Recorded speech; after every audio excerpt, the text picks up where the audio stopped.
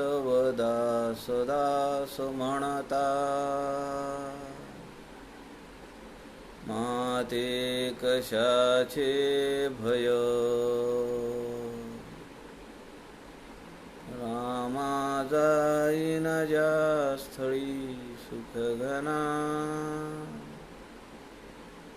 होईल तेथे जय,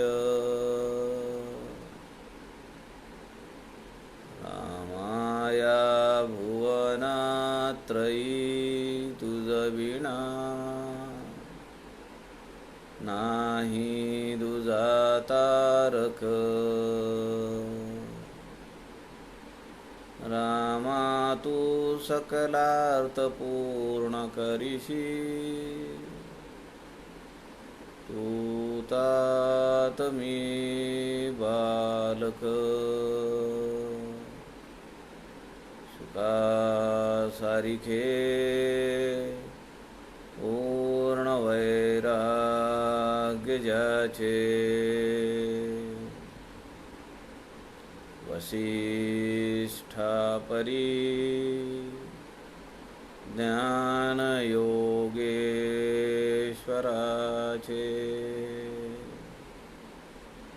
कवी वाल्मिकी सारिखा मान्य ऐसा, नमस्कार माझा सद्गुरु रामदासा, मला वाटते अंतरी त्वा वसावे, तुझ्या दासबोधासी त्वा बोध व्हावे, अपत्या परी आजवी प्रेम रसा,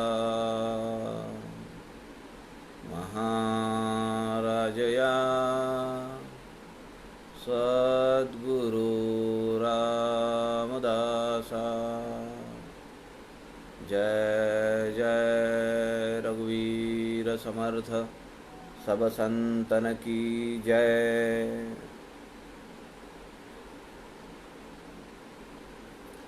सज्जन हो नमस्कार। सद्गुरु समर्थ रामदास स्वामींच्या वाङ्मयाचं चिंतन आपण करतो आहोत। आदरणीय प्रवीणजी शास्त्री दिवाकर यांनी संत समागम हे फेसबुक लाईव्ह पेज हे माध्यम आपल्याला उपलब्ध करून दिलेलं आहे। समर्थांच्या वाङ्मयाचा प्रचार प्रसार व्हावा, त्यातल्या अनेक पैलूंचं दर्शन चिंतन अभ्यासार्थींना व्हावं, साधकांना व्हावं, या प्रांजळ हेतूने कित्येक महिन्यांपासून आपण हा उपक्रम चालू ठेवलेला आहे। आपण सध्या समर्थकृत लघुकाव्य त्या 11 लघुकाव्यांपैकी जुना दासबोध अर्थात 21 समासी याचं चिंतन आपण सध्या करतो आहोत। या 21 समासी दासबोधातील 5वा समास जो शिष्य लक्षण या नावाने आहे, त्याचा अभ्यास करण्याचा प्रयत्न आपण सध्या करतो आहोत। काल आपण 10 ओव्या या समासातल्या पाहिल्या होत्या। आता या पुढील ओव्यांचा विचार आपण आज करूया। श्रीराम समर्थ श्रीराम। तैसे आत्मज्ञान झाले, परी साधन पाहिजे केले, एक वेळ उदंड जेवले, तरी सामग्री पाहिजे श्रीराम.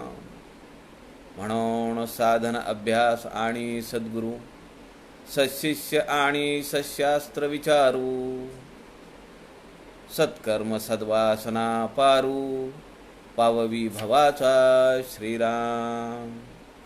सदुपासना सत्कर्म, सत्क्रिया आणि स्वधर्म, सत्संग आणि नित्यनेम, निरंतर श्रीराम.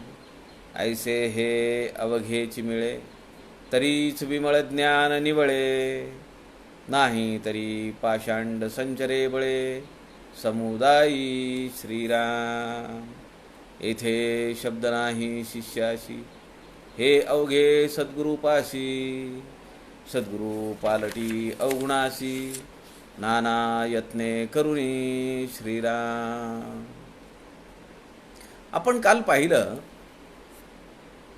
समर्थ म्हणतात, जवरी पीक आपणास भोगे, तरी तवरी अवघेची करणे लागे. पीक आली आहे उगे राहोची नाही. आपण पाहिलं या समासामध्ये उत्तम भूमी म्हणजे सत्शिष्य, उत्तम अत्यंत शुद्ध प्रतीचं बीज म्हणजे सद्गुरू, उत्तम भूमीमध्ये उत्तम बीज पडलं आणि त्यानंतर पर्जन्य पडलं, पाऊस पडला. पाऊस म्हणजे आध्यात्मिक ग्रंथांची चर्चा, त्यावर झालेला संवाद, गुरु आणि शिष्यामध्ये होत असलेली विचारांची देवाणघेवाण, आणि पीक भरपूर आलंय, जोमात आलंय. आता त्याची निगा केली पाहिजे. त्यात आलेलं तण कुदळ हे सगळं काढलं पाहिजे, निंदणी खुरपणी केली पाहिजे. शेत पेरिले आणि उगवले, परंतु निगे विण गेले. छान पीक आलंय, पण त्याची जर निगा नाही केली म्हणजे साधना. समर्थ म्हणतात, साधने विण तैसे झाले साधकासी.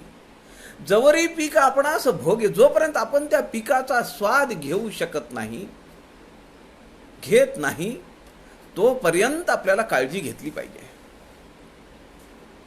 जवरी पीक आपणास भोगे, तवरी अवघेची करणे लागे. पीक आली आहे उगे राहोची नाही. खूप पीक आलंय, सुपीक जमीन आहे, उत्तम प्रतीचं बियाणं पेरलंय, पाऊस पण छान झालाय, सगळी शेतं तरारून बहरली आहेत. काळजी तर घ्यावी लागेल. मानवी जीवनामध्ये कुठे राहिली, कुठे एक तरी भाग असा आहे का की ज्या ठिकाणी काळजी घ्यायची नाहीये? जशी समज आली माणसाला, त्याप्रमाणे त्याला काळजी घ्यावी लागते. शाळेमध्ये आहे, चांगलं शिक्षण शिकलं पाहिजे, चांगली नोकरी मिळण्यासाठी चांगला अभ्यास केला पाहिजे. चांगली नोकरी मिळाली मग लग्न होण्यासाठी काळजी आहे. चांगल्या कुळातली मुलगी आपल्या घरात यावी म्हणून काळजी आहे. ती मुलगी आली, तिने आपला संसार चांगला करावा, आपल्या घरातल्या सगळ्यांची मनं राखावीत, आपल्या आईवडिलांचं पाहावं, त्याची काळजी आहे. मुलं व्हावीत, ती चांगली व्हावीत, त्यांचा अभ्यास चांगला व्हावा, त्यांचं शिक्षण चांगल्या पद्धतीचं व्हावं, त्यासाठी काळजी आली. त्यांचं शिक्षण झालं, पुन्हा त्यांच्या नोकऱ्या, पुन्हा त्यांची लग्न, पुन्हा त्या सुना, आणि त्यांनी आपल्याला सांभाळ करावा, इथपर्यंत सगळी काळजी आहे.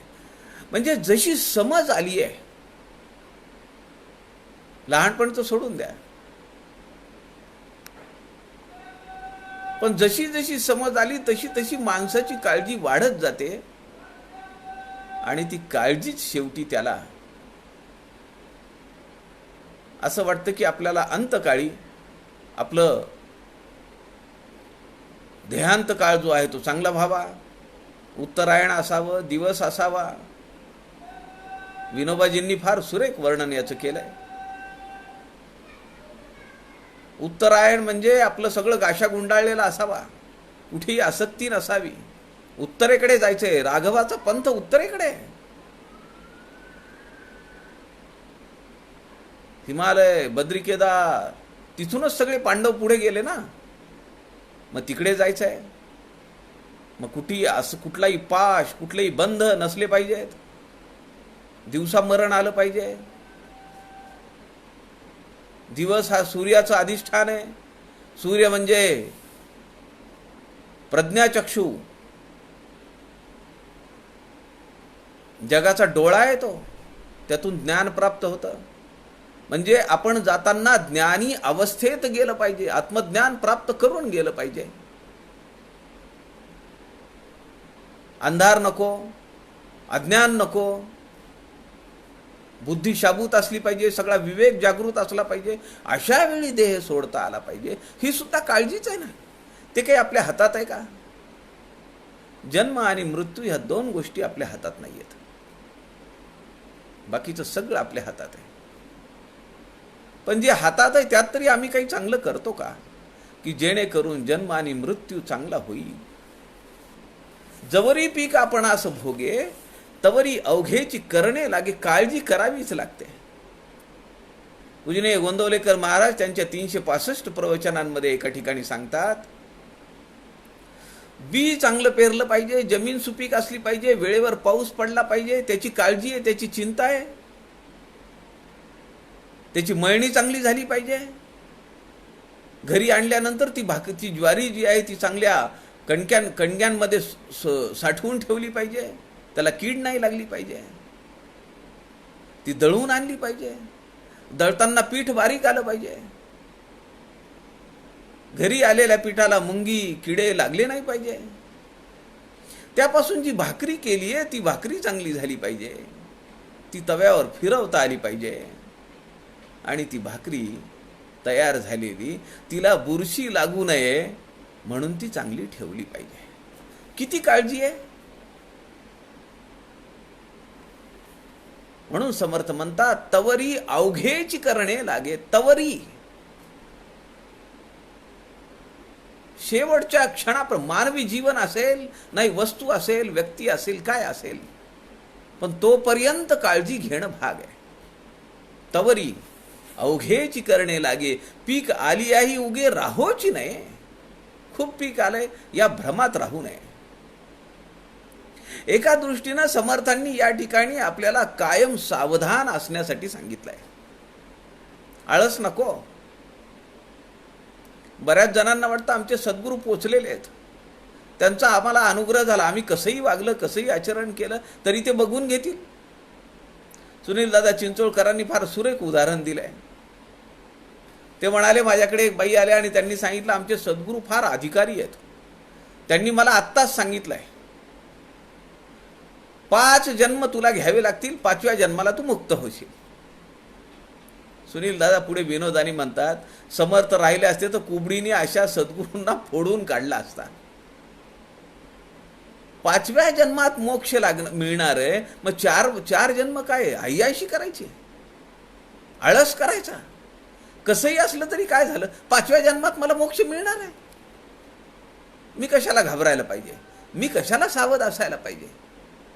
बेसावधपणा शिष्याच्या अंतःकरणात शिरवणारे सद्गुरू असू शकत नाहीत. मुख्य हरिकथा निरूपण, दुसरे ते राजकारण, तिसरे सावधपणा, सर्व विषयी श्रीराम, चौथा अत्यंत साक्षेप, फेडावे नाना आक्षेप, अल्प अथवा अन्याय क्षमा करीत जावे श्रीराम.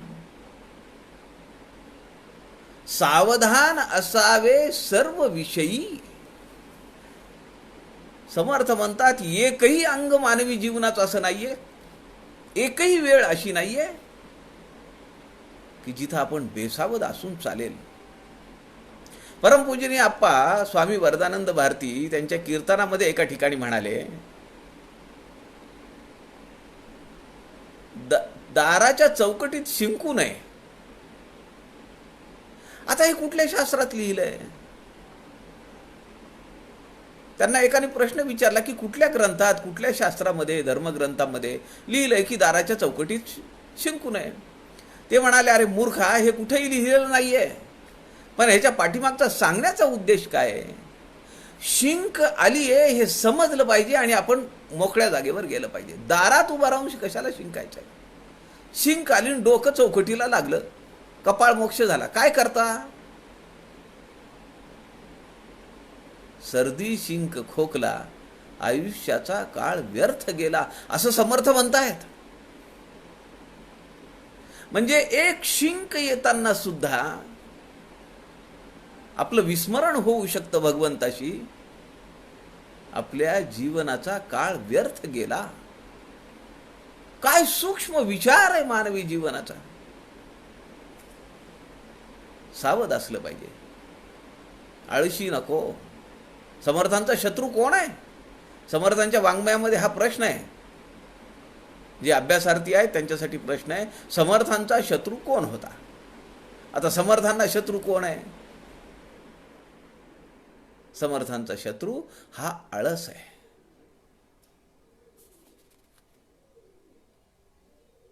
यत्न शिकवण मध्ये आळसावर किती आसुड मारलेत समर्थांनी.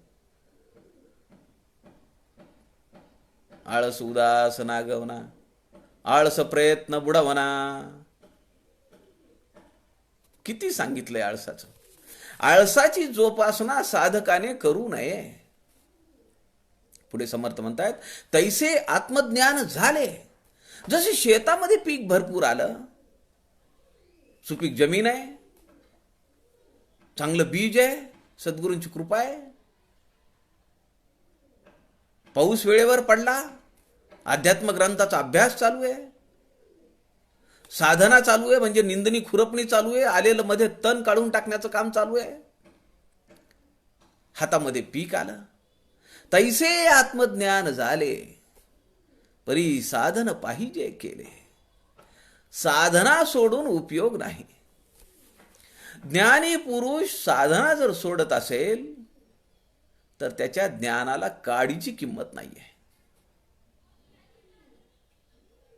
ज्ञानी पुरुषाला जो थोतांड आहे, जो लबाड आहे, जो दांभिक आहे, त्याला असं वाटतं की मी जर साधना केली तर लोक मला हसतील. ते म्हणतील, अरे मग याच्यात आमच्यात फरक काय राहिला? हाही साधना करतोय, आम्ही पण साधना करतोय, मग हा ज्ञानी पुरुष कसा, हा अधिकारी पुरुष कसा, हे सद्गुरू कसे? आणि ती भीती आहे. म्हणून तो काय करतो? साधना टाकून देतो. तैसे आत्मज्ञान झाले, परी साधन पाहिजे केले. समर्थांनी फार सुरेख दृष्टांत दिलाय पुढच्या चरणामध्ये. ते म्हणतात, एक वेळ उदंड जेविले तरी सामग्री पाहिजे. दुपारी अकंठ जेवण झालं, अत्यंत आवडीचे पदार्थ होते, पोटभर जेवण केलं, आग्रह करकरून वाढलं. आता मला तुम्ही चमचा काय, एक नाव जरी काढाल तरी सगळं पोट उचमळून बाहेर येईल, आता नको. एक वेळ उदंड जेविले तरी सामग्री पाहिजे. संध्याकाळसाठी दुपारी जेवण खूप झालं तरी पण खिचडी आणि कढी करायला काही हरकत नाही. मग त्यासाठी तांदूळ पाहिजेत, कढीसाठी दही पाहिजे, बेसन पाहिजे, कढीपीठ पाहिजे, सामग्री पाहिजे.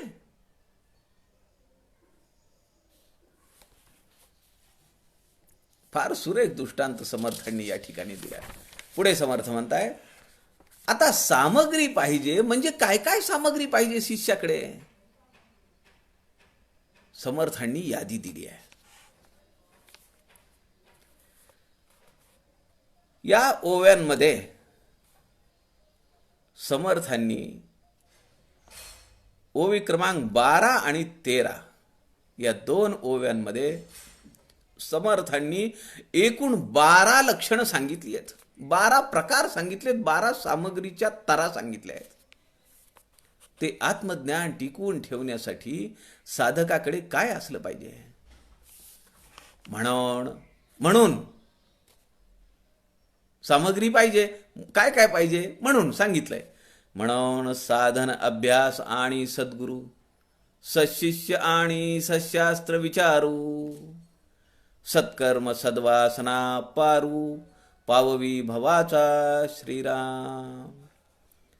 सदुपासना, सत्कर्म, सत्क्रिया आणि स्वधर्म, सत्संग आणि नित्यनेम निरंतर श्रीराम. 12 गोष्टी सांगितल्या 2 ओव्यांमध्ये. काय समर्थांची प्रतिभा शक्ती आहे. केवळ 2 ओव्यांमध्ये 12 सत्शिष्याची लक्षणं सांगितली किंवा त्याच्या गरजा सांगितल्या. सद्गुरू लक्षण मागचा समास 4था आपण पाहिला. त्यामध्ये समर्थ म्हणतात असंच सांगितलंय. सुरुवात म्हणूनच केली आहे. म्हणून ज्ञान वैराग्य आणि भजन, स्वधर्म कर्म आणि साधन, कथा निरूपण श्रवण मनन, नीतिन्याय मर्यादा श्रीराम. तिथेही 12 लक्षणं सांगितली आहेत. 2 ओव्या, एकाच ओवीमध्ये 12 लक्षणं आहेत. म्हणून ज्ञान वैराग्य आणि भजन, स्वधर्म कर्म आणि साधन, कथा निरूपण श्रवण मनन, नीती न्याय मर्यादा. 12 गोष्टी सांगितल्या की ज्या सद्गुरू लक्षण म्हणून आहेत. आता सशिष्याचं लक्षण म्हणून काय आहे? म्हणून 12 लक्षणं सांगितली आहेत. ओवी क्रमांक 12 आणि 13 मध्ये समर्थ म्हणतायत म्हणून साधना केली पाहिजे. अभ्यास, जपाचा अभ्यास, ध्यानाचा अभ्यास, वैराग्याचा अभ्यास, म्हणून हा अभ्यास शब्द आलाय. म्हणून साधन, अभ्यास आणि सद्गुरूंची कृपा व्हायलाच पाहिजे. कायम त्यांच्या सहवासात असणं. परमपूजनीय रामकृष्ण परमहंस म्हणत, कुत्ते जैसा सद्गुरु के द्वार पर पडे रहो. कुत्ते जैसा. काही अपेक्षा असते का त्याला? आपल्या मालकानी खायला दिलं म्हणून तो कुत्रा चांगलं घराचं रक्षण करील, आणि त्याला आज पोळी भाकरी नाही दिली म्हणून तो दुसऱ्याच्या दारात जाऊन बसेल, असं होतं का कधी? तुम्ही त्याला काठीने मारा हो, पण नंतर दुसऱ्या दिवशी तुम्ही त्याला आवाज द्या, तो येतो आणि तुमचे हात चाटायला लागतो, शेपूट हलवतो, कृतज्ञता व्यक्त करतो की तुम्ही माझं नाव घेतलं. मागे मी आपल्याला सांगितलं की गोंदवलेकर महाराजांच्या प्रवचनामध्ये एक सगळी ती मंडळी येऊन बसायची. लोक म्हणायचे तो वेडा आहे. एक माणूस येऊन बसायचा कोपऱ्यामध्ये. महाराज बघायचे. प्रवचन झाल्यानंतर तो नमस्कार करायचा आणि निघून जायचा. एक दिवस असं झालं की तो दिसलाच नाही. महाराजांचं प्रवचन झालं. महाराजांनी कार्यकर्त्यांना विचारलं. ते म्हणाले, अरे तो आपला वेडा कुठे आहे आज?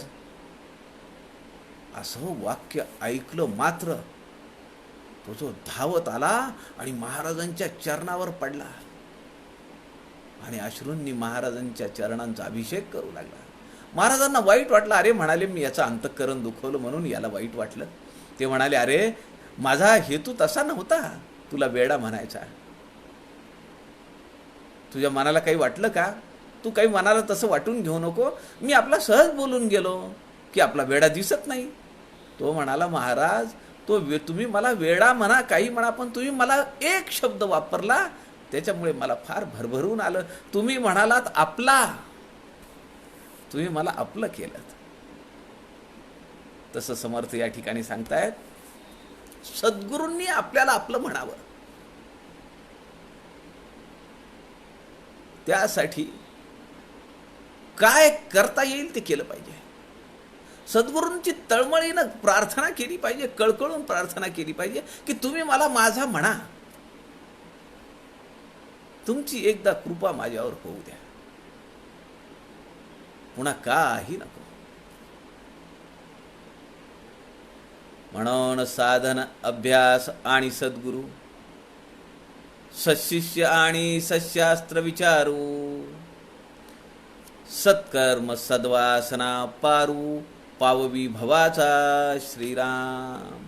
पहिल्या 12व्या ओवीमध्ये 6 लक्षणे आहेत आणि या 6 लक्षणांचा समारोप समर्थ करतायत. काय करतायत? पाववी भवाचा पारू. हा जो भवसागर आहे त्याला पार करून नेण्याचं सामर्थ्य साधकाच्या अंगी सद्गुरू देतात. एवढं बळ त्याच्यात देतात ते. पुढे समर्थ म्हणतात, सदुपासना, सत्कर्म, सत्क्रिया आणि स्वधर्म, सत्संग आणि नित्यनेम, निरंतर श्रीराम, सावधान असावे सर्व विषयी श्रीराम. सर्व विषयी सावधान असणारे समर्थ असं या ठिकाणी म्हणतायत. निरंतर असलं पाहिजे. काय? पहिली 6 लक्षणं सांगितली ओवी क्रमांक 12 मध्ये आणि त्याचा समारोप केला की तुझा भवसागर ती पार करून नेतील. आता भवसागरातलं दुःख संपल्यावर राहिलं काय? निसंग झालाय तो साधक. समर्थ पुढे म्हणतात, सदुपासना आणि सत्कर्म या 2 ओव्यांमध्ये सत्कर्म हा 2 वेळा शब्द आलाय. ओवी क्रमांक 12 मध्ये पण आलाय आणि ओवी क्रमांक 13 मध्ये पण आलाय. पहिला शब्द जो आहे तर तो सदाचार या अर्थाने घेतला पाहिजे. 12व्या ओवीमध्ये सांगितलंय सत्कर्म सद्वासना पारू पाववी भवाचा. भवसागर पार करून ही 6 लक्षणं घेऊन जातील. सत्कर्म, सदाचार, सद्वासना. पहिला जो शब्द आहे सत्कर्म तो सदाचार म्हणून घ्यायचा आणि दुसरा जो 13व्या ओवीमध्ये जो शब्द आलेला आहे तो परोपकार म्हणून घेतला पाहिजे. का घेतला पाहिजे परोपकार म्हणून? माणसाची वृत्ती ही कधीतरी परोपकारी झाली तर चालेल का? ती निरंतर असली पाहिजे. म्हणून या ठिकाणी परोपकार हा शब्द घेतला पाहिजे. दुसऱ्यासाठी काय करता येईल ही कायम भावना आमच्या अंतःकरणात असली पाहिजे. दुसरा जर कुणी संकटाने खचून गेलेला असेल, अडचणीत सापडलेला असेल तर त्याला त्या बाहेर अडचणीतून काढणं, दुःखातून बाहेर काढणं हे याच्यासाठी आम्हाला उपाय सुचले पाहिजेत.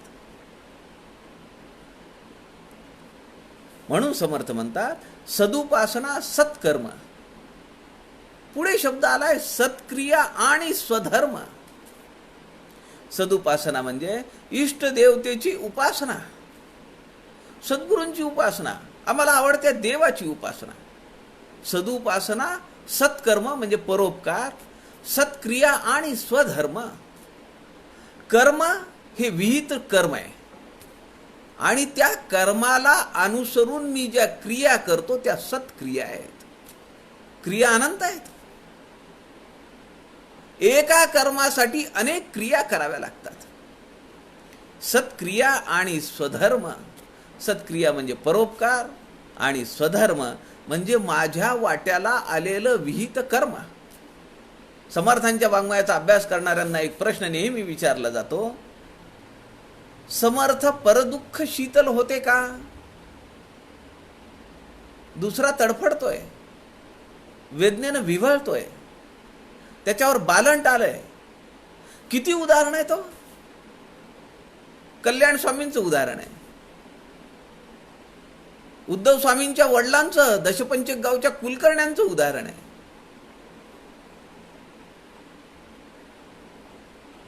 मिरजेला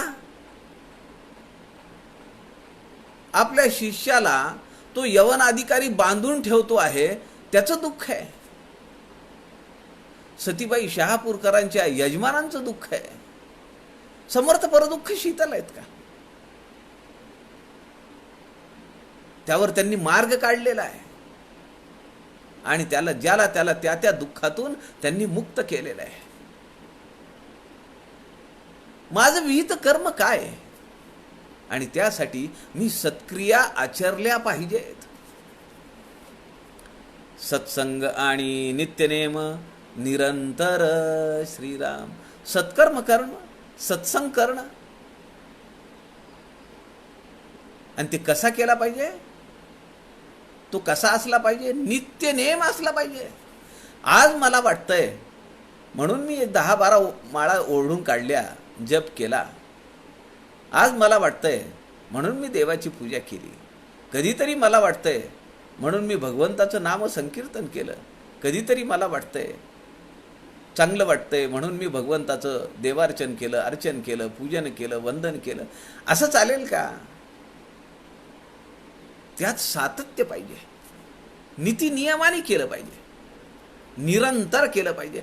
एवढी वर्ष झाली आम्ही करतो आहोत, आम्हाला देव दिसत नाही. साधनेतील सातत्य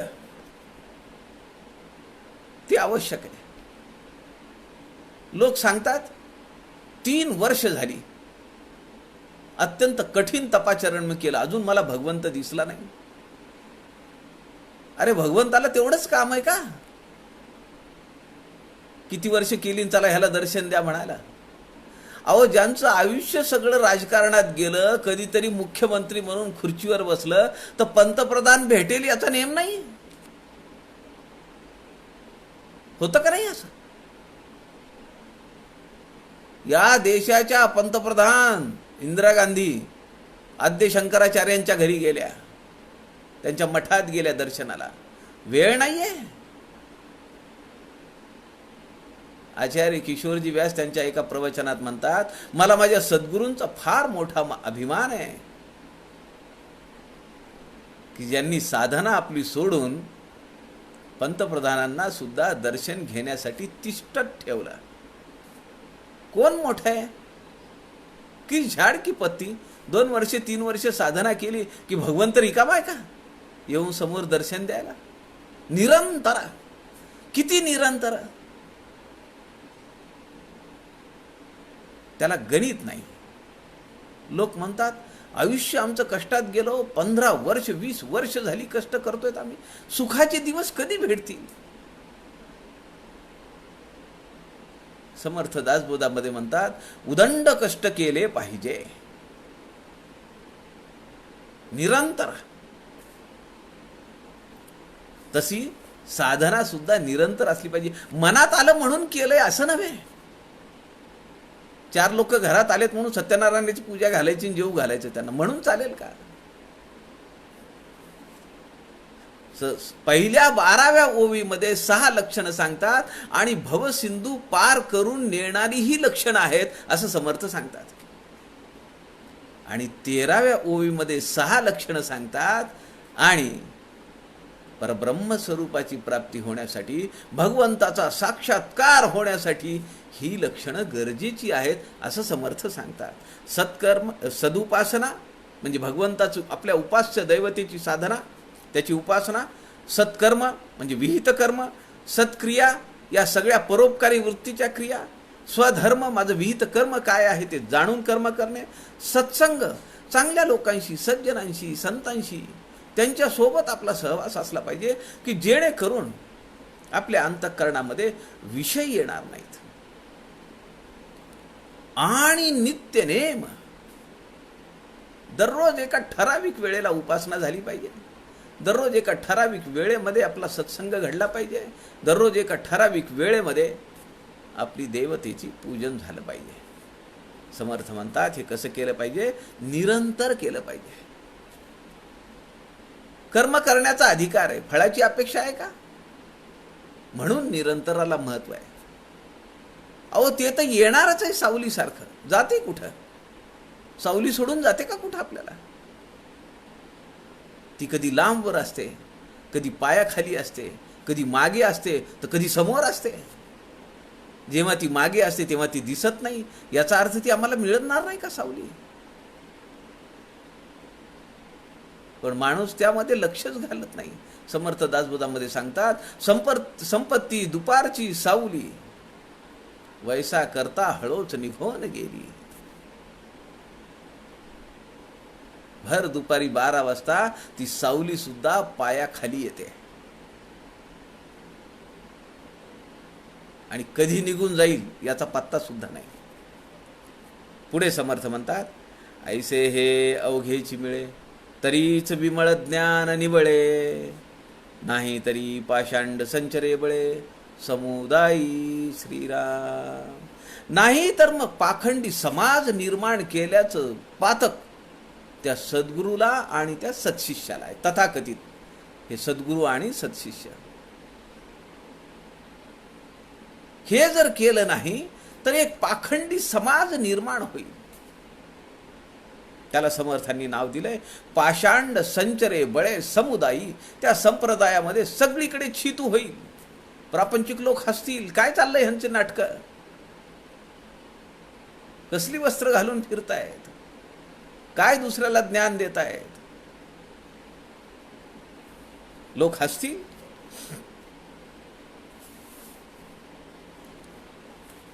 यामध्ये स्वधर्म जो शब्द आलेला आहे तो खूप व्यापक आहे. स्वधर्म म्हणजे स्वविहित कर्म. मग मी माझ्या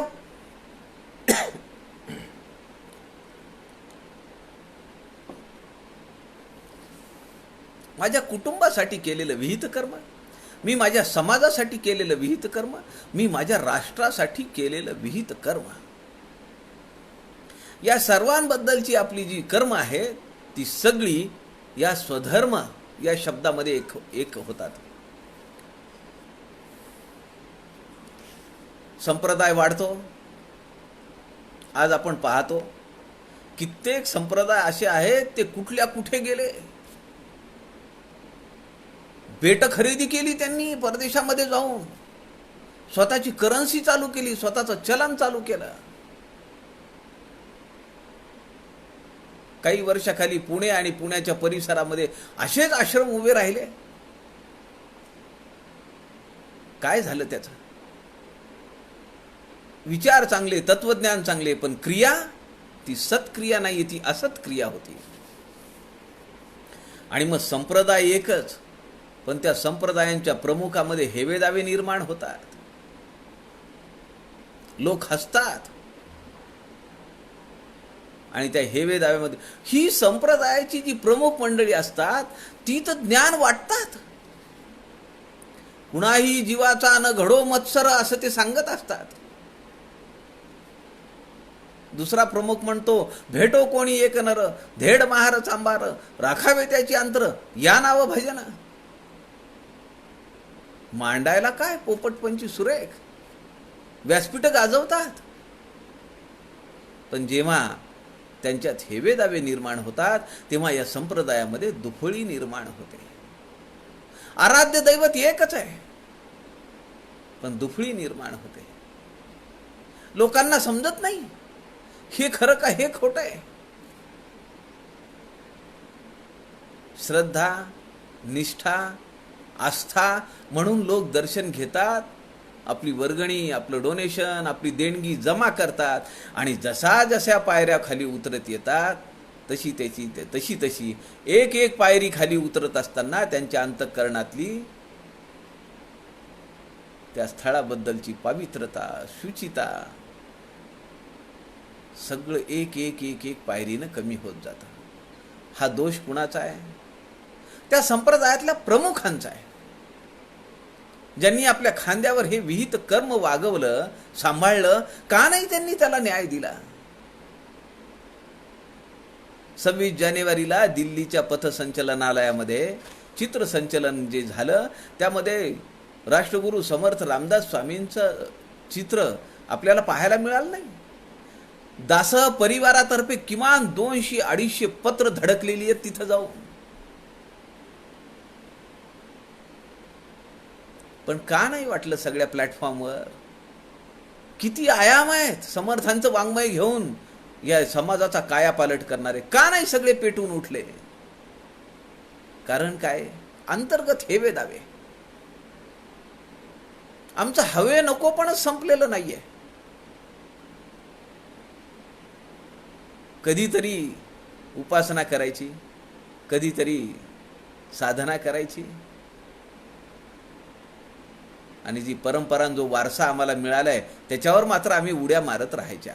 समर्थ म्हणतात असं नाही चालणार. निरंतर असलं पाहिजे, नित्यनेम आणि निरंतर.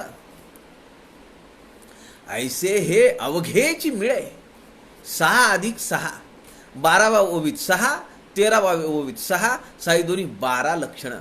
अशी लक्षणं ही सगळी जेव्हा मिळतील तरीच विमळ ज्ञान निवळे. ते परब्रह्म स्वरूपाचं ज्ञान केव्हा प्राप्त होईल? या 12 लक्षणांनी युक्त असल्यानंतर जर साधना होत राहिली तर. नाहीतरी पाषांड संचरे बळे समुदायी. समुदायामध्ये बळाने पाषांड संचरेल, थोडं थोडकं नव्हे. पुढे समर्थ म्हणतात, येथे शब्द नाही शिष्याशी, हे अवघे सद्गुरुपाशी. सद्गुरु पालटी अवगुणासी, नाना यत्ने करुणी श्रीराम. मग असा जर संप्रदायामध्ये जर पाषांडपणा बळावत चालला असेल, पाखंडीपणा बळावत चालला असेल, तर याचा दोष कुणाकडे द्यायचा? शिष्यांचा संबंध नाही. समर्थांनी लिहून ठेवलाय. शिष्य तर आपल्या सद्गुरूंच्या नादी लागलेले आहेत. सद्गुरू सांगतील तसं वागतायत. येथे शब्द नाही शिष्याशी. शिष्याला बोलायचं नाही, काही संबंध नाही शिष्याचा. हे अवघे सद्गुरुपाशी, जो कोणी त्यांचा प्रमुख आहे, त्यांच्याकडे हे सगळं दुखणं, त्याचा सगळा कार्यभार त्यांच्याकडे जातो. ते त्याचे प्रमुख आहेत. सद्गुरु पालटी अवगुणासी, नाना यत्ने करुणी. कारण सद्गुरूंकडे ती किल्ली आहे की जेणेकरून आपल्या शिष्याच्या अंगी असलेले अवगुण सद्गुरू काढून टाकू शकतात. सद्गुरू ते लीलया करतात. पण याच्या उलट होईल का? दांभिक गुरु आहे, सद्गुरू म्हणून मिरवतोय, त्याला शिष्य बदलू शकतील का? नाही बदलू शकणार. कारण काय? समर्थांनी त्याचंही विवेचन केलंय, त्याचंही कारण सांगितलंय. समर्थ म्हणतात, सद्गुरूचे नि अशिष्य पालटे, परंतु सशिष्ये असद्गुरू न पालटे. काजे थोरपण तुटे, म्हणून या श्रीराम. कारण सांगितलंय. काजे, कारण की समर्थ म्हणतायत, सद्गुरूचे नि अशिष्य पालटे. सद्गुरू आहेत ते शिष्याला बदलवू शकतात, त्याचा कायापालट करू शकतात, सहजपणे करू शकतात. पण याच्या उलट होऊ शकेल का? नाही. परंतु सशिष्ये असद्गुरू न पालटे. जो दांभिक गुरु आहे, जो लबाड आहे, खोटारड आहे, त्याला सत्शिष्य बदलवू शकत नाही. उलट सत्शिष्य त्याच्या नादी लागला तर त्याचं आयुष्य बर्बाद होण्याची शक्यता जास्त आहे. त्याचं कारण समर्थ सांगतायत, काजे थोरपणे तुटे म्हणून या. थोरपण, मी ज्ञानी आहे, मी या मठाचा प्रमुख आहे, मी संचालक आहे, मी अध्यक्ष आहे, मला काय सांगणार तू? तुझ्यासारखे अनेक शिष्य आले आणि गेले आमच्या मठातून, तू मला काय ज्ञान शिकवतो? हा अहंकार. काजे थोरपणे तुटे म्हणून या. हा जो अहंकार आहे ना, मला काय तू शिकवणार? तो मोठा घातकी आहे. समर्थ म्हणतात, मी थोर वाटे म्हणी, तो नवे ब्रह्मज्ञानी. विचार पाहता देहाभिमानी, प्रत्यक्ष दिसे श्रीराम. हा जो दांभिक गुरु आहे, खोटा गुरु आहे, तो जर म्हणत असेल की मी मोठा आहे, 6व्या दशकातल्या 7व्या समासात समर्थ सांगतायत, मी थोर वाटे म्हणी. ज्याला असं वाटतं की मी मोठा आहे, मी ज्ञानी आहे, माझ्याकडे विद्वत्ता आहे, माझ्याकडे अधिकार आहे, माझी साधना फळाला येते, मला सिद्धी प्राप्त झाली आहे, ज्या दिवशी त्याला हे वाटेल त्या दिवशी त्याच्या अधोगतीचा पहिला दिवस आहे असं समजायला हरकत नाही. मी थोर वाटे म्हणी, तो नव्हे ब्रह्मज्ञानी. कदापि तो ब्रह्मज्ञानी असू शकत नाही. विचार पाहता देहाभिमानी, प्रत्यक्ष दिसे. तो त्या देहावर भुललेला आहे. त्या देहाच्या बळावर त्याला वाटतं की मी ज्ञानी आहे, यांनी माझं ऐकलं पाहिजे, हा काय मला शिकवायला आला. या कारणे सद्गुरू पाहिजे. तरीच सन्मार्ग लाहिजे, नाही तरी होईजे पाषांडा वरपडे. श्रीराम समर्थ फार सुरेख शब्द वापरताय. व्यर्थ जाईल आयुष्य, पाषांडा वरपडे, व्यर्थ जाईल आणि पाखंडी म्हणून सगळं आयुष्य जाईल. असहिष्णू, अधार्मिक. कुणाला दोष द्यायचा हो? मुलं वाईट निघाली, व्यसनी निघाली, याचा दोष कुणाकडे जातो? आईवडिलांकडे जातो. सुनील दादा चिंचोळकर एका ठिकाणी म्हणाले की मुलं अभ्यास करत नाहीत, नीट वागत नाहीत. पालक म्हणतात हे शाळेमध्ये जातात, शाळेतले शिक्षक वाईट आहेत म्हणून आमची मुलं बिघडली.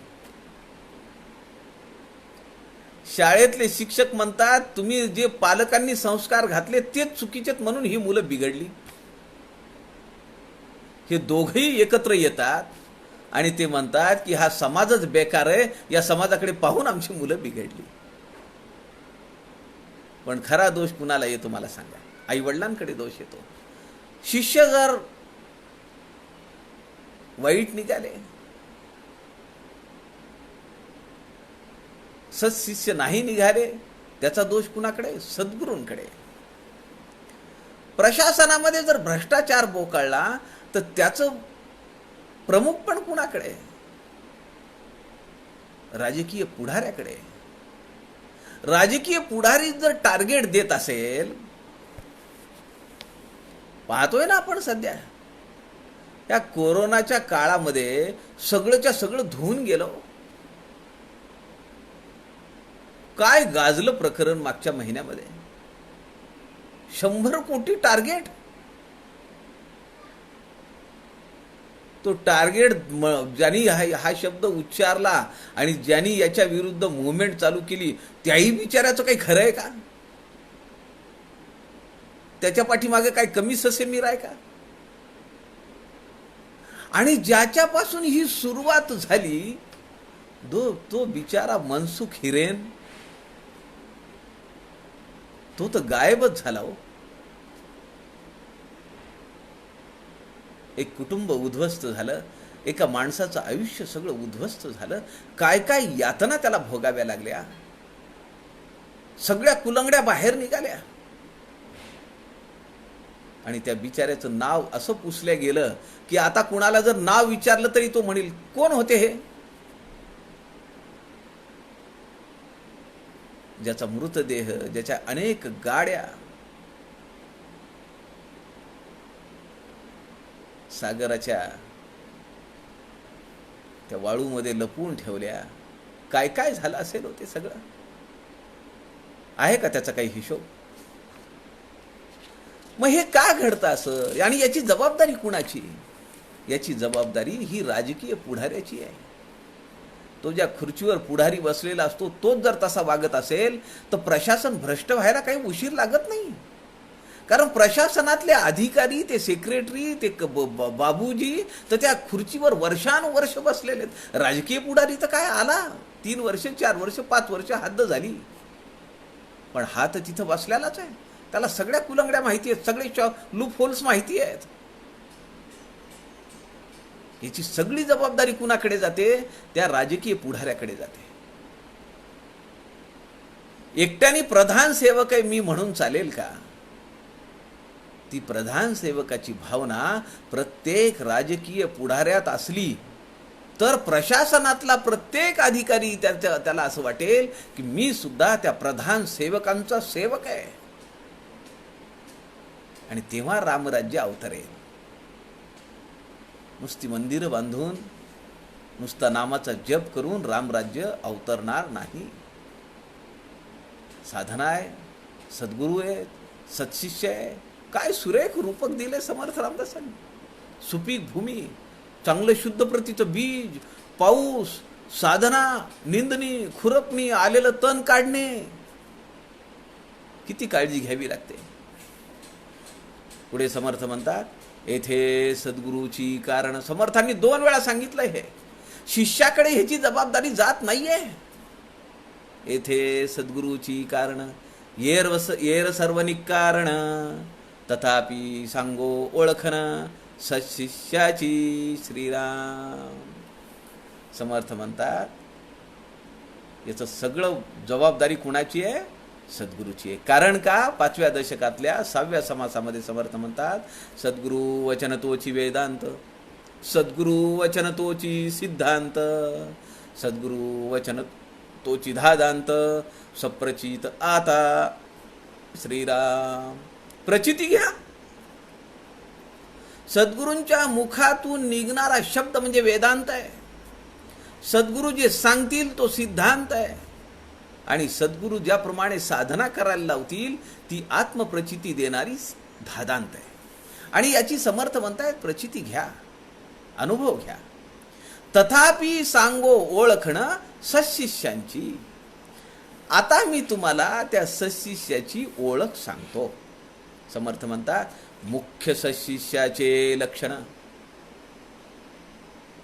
सद्गुरु वचनी विश्वास पूर्ण, अनन्य भावे शरण, त्या नाव सत्शिष्य श्रीराम. सत्शिष्याचे मुख्य लक्षण असं समर्थ नाही सांगत. सत्शिष्याचे मुख्य लक्षण नाही सांगितलं. मुख्य सत्शिष्याचे लक्षण. सत्शिष्यांमध्ये जो मुख्य आहे, जो प्रमुख आहे, त्याची 2 लक्षणं आहेत. काय लक्षण आहेत? सद्गुरु वचनी विश्वास पूर्ण, अनन्य भावे शरण, त्या नाव सत्शिष्य. सद्गुरूंच्या वचनावर आमचा विश्वास आणि सद्गुरूंप्रती अनन्य शरणागतता, या 2 गोष्टी आमच्या जीवनात असल्या पाहिजेत. एक कथा आहे.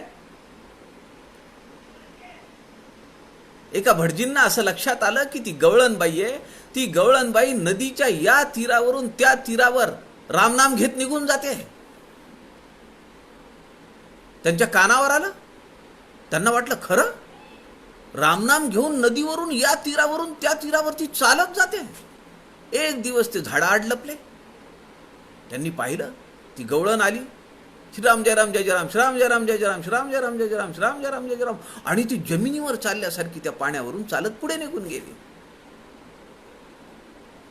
भटजी तिथंच बसले. तिची कामधाम झाली, दूध वाटप झालं, ती परत आली. भटजींची उत्कंठा अजून वाढली आहे. आता काय करते?